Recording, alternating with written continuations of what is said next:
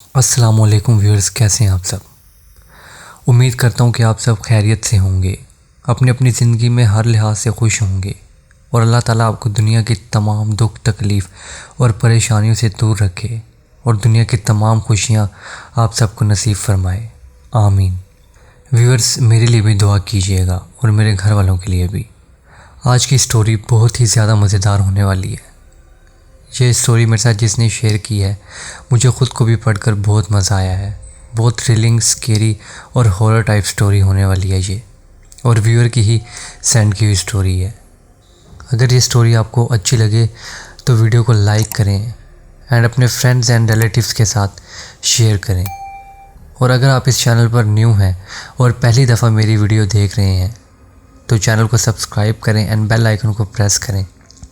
अगर आप मज़ीद ऐसी हॉरर, थ्रिलर, स्केरी स्टोरी सुनना चाहते हैं जो कि रियल भी हैं और साथ हम इमेजिनरी स्टोरीज़ भी अपलोड कर रहे हैं, और अगर आप भी अपना कोई इंसिडेंट हमारे साथ शेयर करना चाहते हैं या आप भी कोई इमेजिनरी स्टोरी बनाकर हमें शेयर कर सकते हैं, तो दिए गए व्हाट्सएप नंबर पर शेयर करें जो कि आपको स्क्रीन पर भी शो हो रहा होगा, और नीचे डिस्क्रिप्शन में भी WhatsApp number and Instagram ID mention है, वहाँ शेयर करें।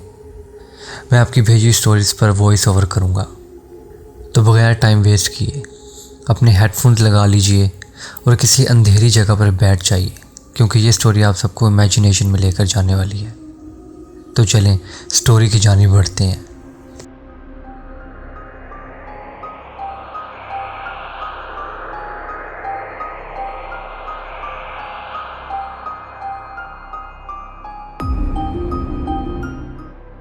अस्सलाम वालेकुम, मेरा नाम वसीम है और मैं बेसिकली कनाडा का रिहायशी हूँ। मुझे 2 साल हुए हैं मैं पाकिस्तान से कनाडा शिफ्ट हूँ। पेशे से मैं एक फ्रीलांसर हूँ और वेब डेवलपिंग वगैरह का काम करता हूँ। पिछले 2 माह से मैं एक इंतहाई हेक्टिक और थका देने वाले वेब डेवलपिंग प्रोजेक्ट पर काम कर रहा था। उस प्रोजेक्ट की प्राइस काफ़ी ज़्यादा थी, लेकिन उसका काम बहुत ज़्यादा था। फिर भी मैंने पैसों को देखते हुए उस काम को एक्सेप्ट कर लिया था और उसी वेब डेवलपिंग के प्रोजेक्ट पर काम कर रहा था। लेकिन वो काम इतना थका देने वाला था कि मुझे अपने खाने पीने की होश भी नहीं थी उस प्रोजेक्ट के चलते हुए। लिहाजा किसी तरीके मैंने उस प्रोजेक्ट को 2 माह के अंदर ख़त्म किया और अब मेरा ज़हनी तवाज़ुन काफ़ी ख़राब हो चुका था उसकी वजह से।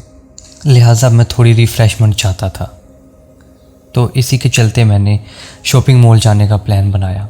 शॉपिंग मॉल मेरे घर से तकरीबन 30 से 35 मिनट के ड्राइव पर था। वो शॉपिंग मॉल सिटी के अंदर था और जो हमारा रेजिडेंशियल एरिया था, जहाँ पर हमने फ्लैट रेंट किए हुए थे और हम सारे बैचलर्स वहाँ पर रहते थे, मतलब सारे यंग लड़के वहाँ पर रहते थे, वो एरिया तकरीबन वहाँ से 30 से 35 किलोमीटर दूर था और सिटी से थोड़ा हट कर था, जिसकी वजह से उन फ्लैट्स की प्राइसेस काफ़ी कम थी।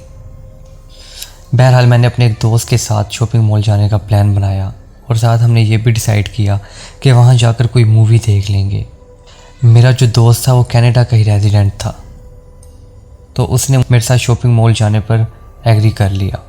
वो मेरे साथ फ्लैट में नहीं रहता था, बल्कि वो अपने पेरेंट्स के साथ रहता था और वो सिटी वाली साइड पर ही था।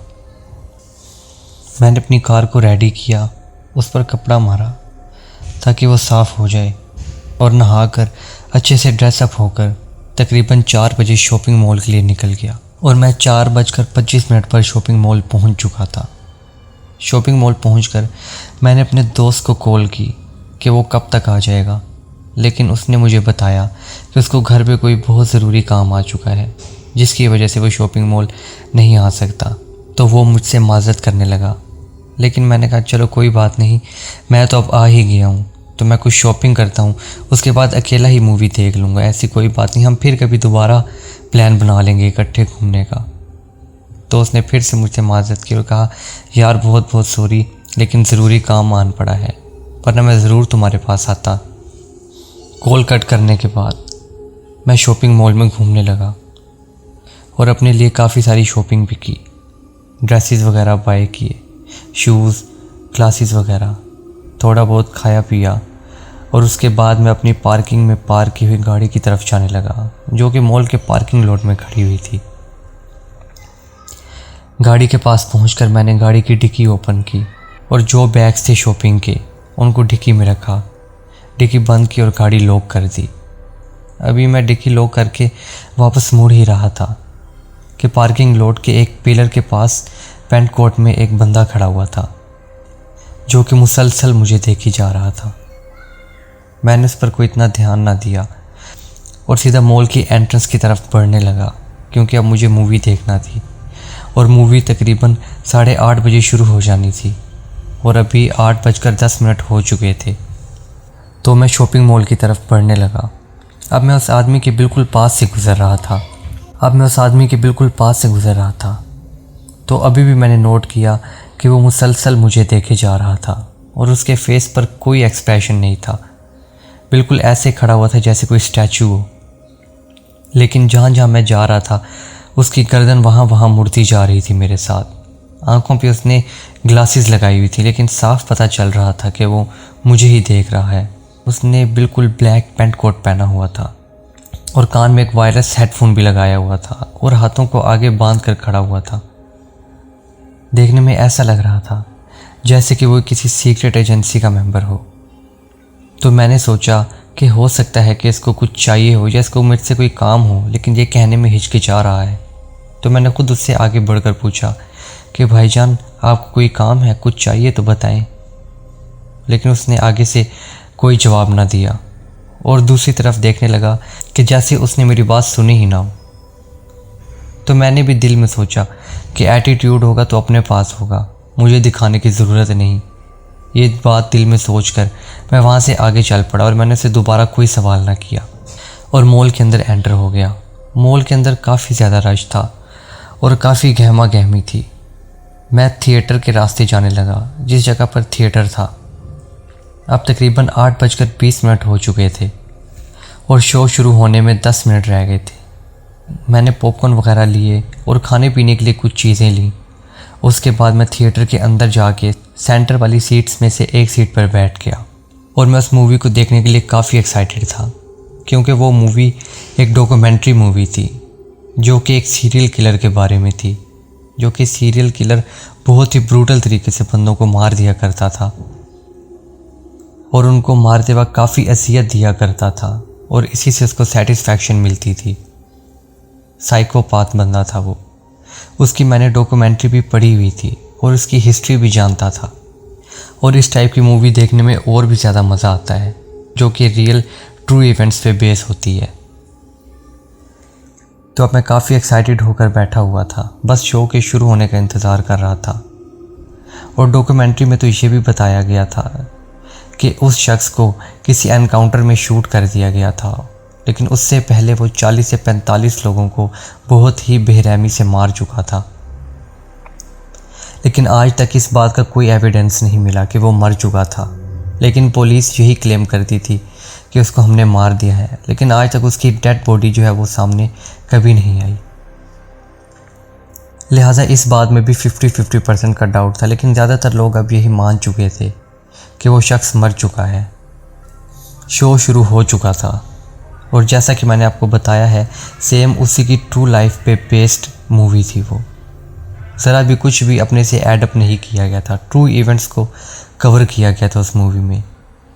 अब मैं तकरीबन 1.5 घंटे से मूवी देख रहा था और वो शो 2.5 घंटे का था। उसके ख़त्म होने में जस्ट 1 आवर रह गया था और अब मुझे थोड़ी सुस्ती सी आने लगी थी। आपको बता चुका हूँ कि मैं काम के प्रेशर की वजह से बहुत थक चुका था और मेरा माइंड काफ़ी डिस्टर्ब था, इसलिए वहाँ भी मुझे नींद महसूस हो रही थी क्योंकि काफ़ी दिनों से मेरी नींद भी पूरी नहीं हुई थी। तो मुझे पता ही नहीं चला कि कब मेरी आंख लग गई। और जब मेरी आंख खुली तो मैंने अपना मोबाइल उठाकर देखा तो तब 12:30 बज चुके थे और पूरे थिएटर की लाइट्स ऑफ थी और वहाँ पर एक भी बंदा ना था। तो मैंने सोचा कि ऐसा कैसे हो सकता है कि गार्ड्स ने मुझे बताया ही नहीं कि मॉल बंद हो रहा है या थिएटर बंद हो गया और मुझे बाहर भी जाने के लिए किसी ने नहीं कहा। तो मैंने सोचा हो सकता है मैं सो रहा था तो मेरे पर किसी का ध्यान ही ना गया हो और बेध्यानी में उन्होंने लाइट्स वगैरह ऑफ करके थिएटर को बंद कर दिया हो। मैं सीट से उठने ही वाला था कि मुझे ऐसा महसूस हुआ कि मेरी टांगें सीट के साथ बांधी हुई हैं और मैं टांगें हिला नहीं पा रहा था। जब मैंने नीचे देखा तो मेरी टांगें वाकई में किसी कपड़े के साथ सीट से बांधी हुई थीं। अब मेरे दिल में थोड़ा खौफ आने लगा था कि ऐसा कौन कर सकता है, मुझे भला यहाँ पर कौन बांध सकता है। और वो सब कुछ मैं डाइजेस्ट नहीं कर पा रहा था और वो सब कुछ मैं अपने माइंड में प्रोसेस नहीं कर पा रहा था, क्योंकि जब मेरी आंख लगी थी तो वो थिएटर लोगों से भरा हुआ था और अब थिएटर में कोई भी ना था। लाइट्स भी ऑफ हो चुकी थी और मेरी टांगें सीट के साथ बांधी हुई थी किसी ने। थिएटर के अंदर हल्की हल्की सी एम्बियंट लाइट्स जली हुई थी सिर्फ, जिसकी रोशनी में बस ये नज़र आ रहा था कि दीवारें कहाँ कहाँ हैं, उसके अलावा कुछ नज़र नहीं आ रहा था।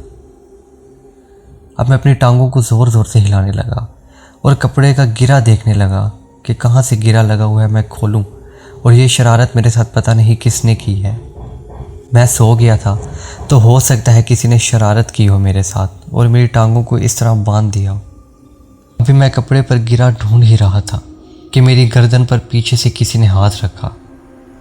हाथ रखते ही उसने मुंह से सिर्फ ये लफ्ज़ निकाला, बिल्कुल चुप हो जाओ, आवाज़ ना निकालना, वरना ये खंजर तुम्हारे गले के अंदर उतार दूंगा।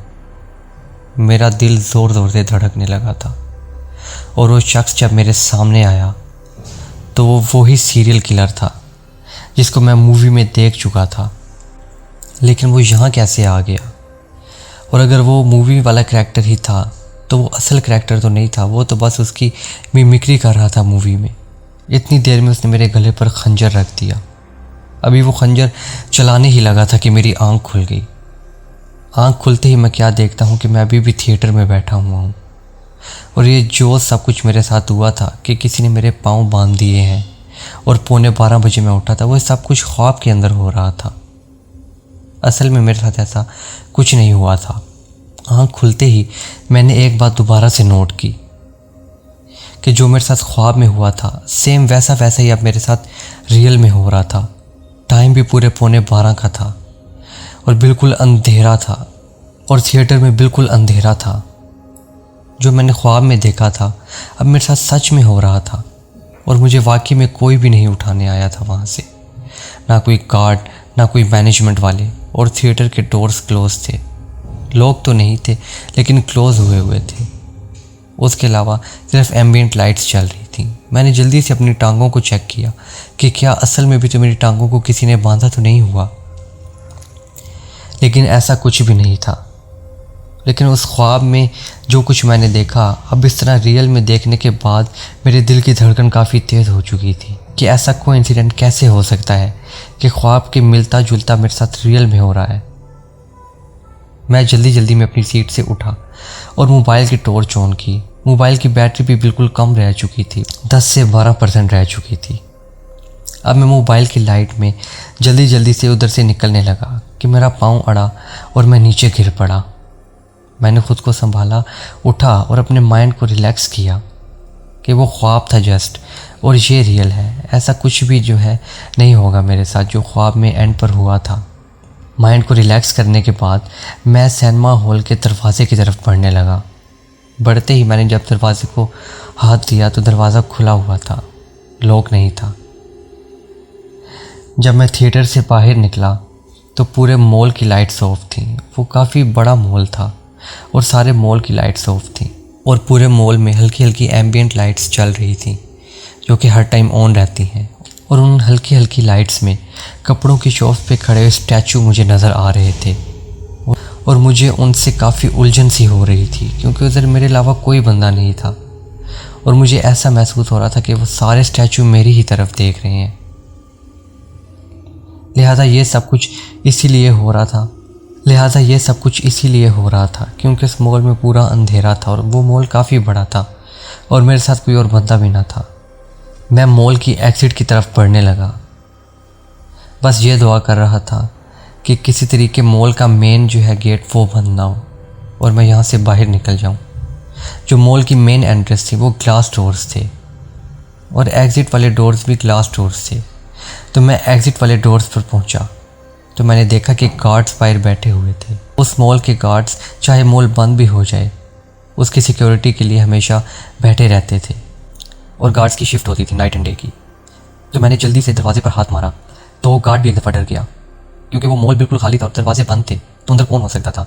तो उसने भी चौंक कर पीछे देखा और अपनी गन उठा ली और मेरे पर तान दी। तो मैंने अपने हाथ ऊपर किए और बोलने लगा कि मैं कोई चोर नहीं या मैं कोई डाकू नहीं, मैं बस थिएटर के अंदर बंद हो गया था, सो गया था और गार्ड्स वगैरह में से किसी ने मुझे नोटिस नहीं किया होगा, इसलिए मैं अंदर ही रह गया था।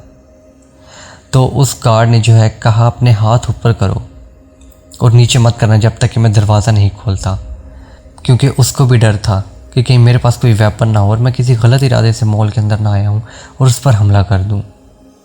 तो उस गार्ड ने दरवाज़ा खोला और मैं बाहर गया। तो सबसे पहले उस गार्ड ने मेरी सारी चेकिंग की कि मेरे पास कहीं कोई वेपन वगैरह तो नहीं है। चेकिंग करने के बाद उसने मेरे से सारी डिटेल पूछी कि तुम कैसे अंदर बंद हुए या तुम इस टाइम कैसे बाहर निकले हो जबकि मॉल तो बंद हो चुका है, कहाँ छुपे हुए थे तुम, किस इरादे से अंदर गए थे। तो मेरे साथ जो सब कुछ हुआ मैंने उसको बता दिया कि मुझे नींद आ गई, मैं सो गया, जब उठा तो ये टाइम हो चुका था। लिहाजा उसने मेरी दोबारा से चेकिंग की कि अंदर से कोई सामान वगैरह तो नहीं उठाया मैंने, लेकिन मैंने कुछ नहीं उठाया था तो उसको कहाँ से ही मिलना था। उसने मेरी प्रॉपर चेकिंग करने के बाद मेरा नंबर लिख लिया और मेरा आईडी कार्ड नंबर भी लिख लिया और मेरा कार नंबर भी उसने नोट किया कि अगर कोई इशू होता है तो वो पुलिस को इसका नंबर और डिटेल दे सके। और ये सब कुछ लिखकर उसने मुझे वहाँ से जाने दिया। मैं मॉल की पार्किंग लॉट पर गया और वहाँ से जल्दी से अपनी गाड़ी के अंदर बैठा, गाड़ी स्टार्ट की और मॉल के पार्किंग लॉट से बाहर निकल गया। आज मेरे साथ बहुत सारी अजीब चीज़ें हो चुकी थी। सबसे पहले पार्किंग लॉट में उस बंदे का मिलना, फिर ख्वाब में जो सब कुछ देखा वो उस जैसा कुछ बहुत मेरे साथ रियल में होना। मेरा जो दिमाग है वो काफ़ी उलझ चुका था और मैंने सोचा कि हो सकता है मेरे ऊपर काम का प्रेशर था इतने दिनों से, उसकी वजह से ये सब कुछ हो रहा हो। मैंने दोबारा से अपने माइंड को रिलैक्स किया और गाड़ी चलाता रहा। अब मैं उस रोड पर पहुंच गया था जो कि सिटी से हमारे रेजिडेंशियल एरिया की तरफ जाता था, जहां पर हमारे फ्लैट्स थे। और वो रास्ता यूं था कि वो सिटी से काफ़ी डिफरेंट था। सड़क के दोनों तरफ खुली जगह थी, बीच बीच में कहीं दरख्त वगैरह भी थे और वो रोड सीधा हमारे रेजिडेंशियल एरिया की तरफ जाता था। वो सर्दियों के दिन थे और रात को अक्सर स्नोफॉल भी होने लग जाया करती थी। उस रात भी हल्की हल्की स्नोफॉल जो है वो स्टार्ट हो चुकी थी, काफ़ी ज़्यादा तो नहीं थी लेकिन हल्की हल्की हो रही थी। मैं बिल्कुल स्लो स्पीड में अपनी गाड़ी चलाता जा रहा था कि इतने में मुझे ऐसा लगा कि जो सड़क के साइड पे दरख्त हैं उनके पीछे कोई बंदा खड़ा हुआ है। मैंने अपनी गाड़ी की स्पीड को और आहिस्ता किया और मेरे पास भी मेरा वेपन लाइसेंस वेपन था, क्योंकि वहाँ पर लाइसेंस वेपन रखना अलाउ है अपनी सेफ्टी के लिए। लिहाजा मैंने गाड़ी की स्पीड स्लो करते हुए अपना वेपन अपने हाथ में कर लिया। मैंने कहा कि इस बंदे से पूछता हूँ कि कहीं उसको कोई मदद तो नहीं चाहिए, लेकिन साथ ये भी डर था कि ये अगर कोई रॉबर हुआ या कोई चोर वगैरह हुआ तो उसके लिए मुझे अपना असला भी अपने हाथ में कर लेना चाहिए। अब मैं अपनी गाड़ी को उसके और करीब ले गया कि गाड़ी की लाइट्स में जो मैंने देखा वो देखने के बाद तो मेरे पाँव तले ज़मीन निकल गई थी। मैं उस बात को अपने जहन में प्रोसेस ही नहीं कर पा रहा था कि जो सब कुछ मैं अपनी आंखों के सामने देख रहा था। मैंने देखा कि जिस सीरियल किलर की डॉक्यूमेंट्री पे मैं मूवी देखकर आ रहा था, जो असल सीरियल किलर था, जिसकी डॉक्यूमेंट्रीज में पिक्चर्स भी थीं और न्यूज़ चैनल वगैरह पे भी इसकी पिक्चर जो है वो शाया की गई थी, ये वही सीरियल किलर था। उसके एक हाथ में चाकू था और एक हाथ में चेन सा था, वो आरी जो कि ऑटोमेटिक चलती है पेट्रोल से, उसको चेन सा कहते हैं, जिससे दरख्त वगैरह काटे जाते हैं। और वो सीरियल किलर उसी चेन सा को अपने विक्टिम्स को मारने के लिए यूज़ किया करता था। तो उसके एक हाथ में चेन सा था और एक हाथ में बड़ा सा चाकू। ये चीज़ देखकर मेरे होश उड़ गए और मैं जैसे ही गाड़ी चलाने लगा तो मेरी गाड़ी जो है वो झटके खाकर बंद हो गई, लेकिन गाड़ी की लाइट्स ऑन थी और गाड़ी इग्निशन नहीं ले रही थी। अब वो शख्स मेरी गाड़ी के बिल्कुल सामने आ चुका था और बिल्कुल मेरे सामने खड़ा हुआ था और उसने अपना चेन सा जो है वो चलाया हुआ था और उसकी आवाज़ से मेरा दिल दहल रहा था, मानो कि अभी वो बस मेरी तरफ पड़ेगा और मेरे टुकड़े टुकड़े कर देगा। मैं बार बार बौखलाहट में अपनी गाड़ी को इग्निशन दे रहा था, लेकिन गाड़ी स्टार्ट होने का नाम ही नहीं ले रही थी। वो बंदा मेरे से तकरीबन 100 मीटर के फासले पर खड़ा हुआ था। अब उसने मेरी गाड़ी की तरफ भागना स्टार्ट कर दिया। मैं बार बार गाड़ी की इग्निशन दे रहा था और मेरे माथे से पसीना टपक रहा था और दिल मानो कि मेरे मुंह से बाहर आ जाएगा कि किस्मत से मेरी गाड़ी स्टार्ट हो गई। और मैंने बेदहानी में पहला गियर लगाने की बजाय दूसरा गियर लगा दिया और जैसे ही गाड़ी चलाई तो वो झटके खाकर बंद हो गई, लेकिन उस आदमी से थोड़ा सा आगे निकल गई थी। अब वो आदमी मेरे पीछे था, बिल्कुल मेरी गाड़ी के साथ। मैं दोबारा से गाड़ी को इग्निशन देने लगा, लेकिन गाड़ी दोबारा स्टार्ट नहीं हो रही थी। अब बस मुझे मेरी मौत मेरे सामने नज़र आ रही थी। वो बंदा मेरी गाड़ी के बिल्कुल पीछे था और मेरी तरफ बढ़ रहा था और उसका चेन सा जो है वो भी चल रहा था और उसकी आवाज़ से मेरा दिल बैठा जा रहा था। बस मैं इमेजिन कर रहा था कि वो इसी से मुझे काटेगा और मैं कांपना शुरू हो गया, लेकिन मैंने इग्निशन ऑन करना नहीं छोड़ी। इतनी देर में मुझे गाड़ी की साइड से चेन सा की आवाज़ के साथ एक और आवाज़ आने लगी कि जैसे कोई लोहे की चीज़ से मेरी गाड़ी पर रगड़ रहा हो, और वो आवाज़ मेरे करीब आती जा रही थी। साइड मिरर में मैंने देखा तो देखता क्या हूँ कि वही बंदा अपना चाकू मेरी गाड़ी के ऊपर रख कर उसके ऊपर रगड़ता हुआ मेरे फ्रंट डोर की तरफ बढ़ रहा था और उसके एक हाथ में चेन सा था। मैं दिल ही दिल में अल्लाह को याद करने लगा और मैंने कहा कि या अल्लाह, कोई भी मेरे से गुनाह हुए हैं या ज़िंदगी में मुझसे कोई भी गलती हुई है, मुझे माफ़ कर देना, क्योंकि मुझे पता था कि अब मेरा बचना किसी भी हाल में मुमकिन नहीं है। लेकिन मैंने गाड़ी की इग्निशन ऑन करना नहीं छोड़ा कि अल्लाह के शुक्र से मेरी गाड़ी की इग्निशन ऑन हो गई और मैंने ज़ोर की गाड़ी की रेस दी कि जिससे ये दोबारा बंद ना हो, और पहला गियर लगाया और गाड़ी को भगाना शुरू किया। साइड मिरर्स में देखा तो वो बंदा अभी भी मेरे पीछे भागता हुआ आ रहा था, लेकिन वो गाड़ी की स्पीड से मैच नहीं कर पा रहा था। मैंने अपना फ्लैट आने तक गाड़ी की स्पीड ज़रा हल्की नहीं की और गाड़ी को भगाता रहा और फ्लैट पहुंचने के बाद ही मैंने गाड़ी की स्पीड आहिस्ता की और गाड़ी रोकी और जल्दी से गाड़ी को पार करके अंदर चला गया। तो जो मेरे फ्लैट के रेजिडेंट्स थे मेरे साथ, वो बाहर बैठे हुए थे लॉन में, तो वो मुझसे पूछने लगे कि ऐसा क्या हुआ है, तुम इतनी जल्दी में क्यों और इतने घबराए हुए क्यों हो। मैंने उनकी किसी बात का जवाब ना दिया और अपने रूम के अंदर चला गया। रूम के अंदर जाकर मैंने जल्दी से कंबल को अपने ऊपर ओढ़ लिया और अंदर लेट के और कांपने लगा, और जो अभी मेरे साथ सब कुछ हुआ था उसके बारे में सोचने लगा था कि क्या वो काम के प्रेशर की वजह से, वो ख्वाब आने की वजह से और वो मूवी देखने की वजह से, क्या मेरा दिमाग को हेलुसिनेशंस तो नहीं क्रिएट कर रहा था, अपने से इमेजिनरी चीज़ें तो क्रिएट नहीं कर रहा था।